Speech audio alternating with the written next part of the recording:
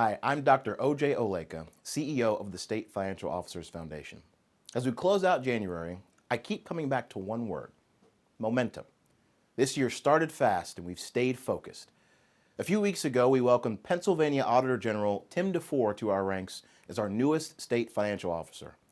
Auditor General DeFore and our other state financial officers across the country, 40 in total, went right back to work doing what they do best: protecting taxpayers and getting results. Let's be clear about what that means. Working families are facing an affordability crisis fueled by inflation, a direct result of too much government spending, mainly due to waste and fraud.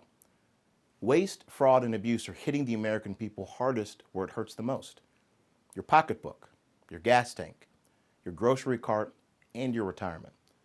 Thankfully, our state financial officers are part of the solution, stopping the damage before it destroys household budgets.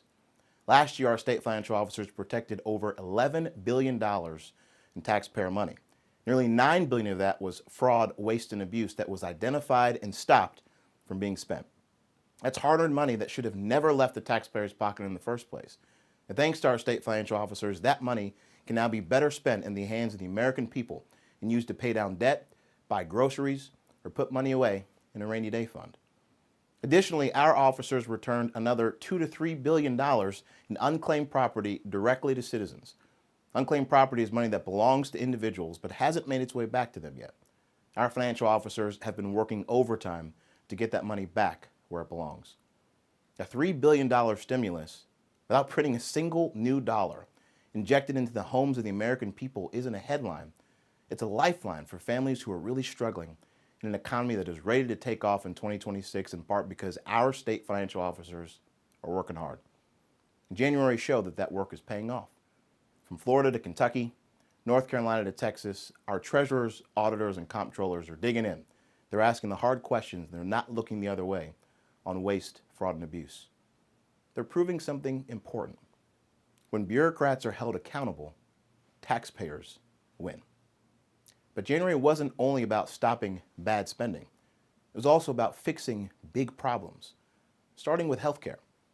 This month, SFOF ramped up our push for real healthcare price transparency. We called on major employers and Fortune 500 companies to actually use the pricing data that federal transparency laws have finally made public. For years, healthcare costs have been a black box. When prices are hidden, the system is abused. You cannot have a free market when you do not know how much you're paying for goods or services. But right now, that's the American healthcare system. Transparency changes that. Competition improves that, and accountability lowers costs for families. We were encouraged to see the president's recent healthcare plan emphasize the same direction: more transparency, more competition, and more accountability. That matters. So, here's the story of January at SFOF. 40 state financial officers, 28 states, one shared mission: protect taxpayer dollars and deliver serious financial leadership. To our officers, thank you. Thank you for the audits. Thank you for the oversight. Thank you for doing the hard, unglamorous work that makes government function. The year is young. The mission is clear. The work continues.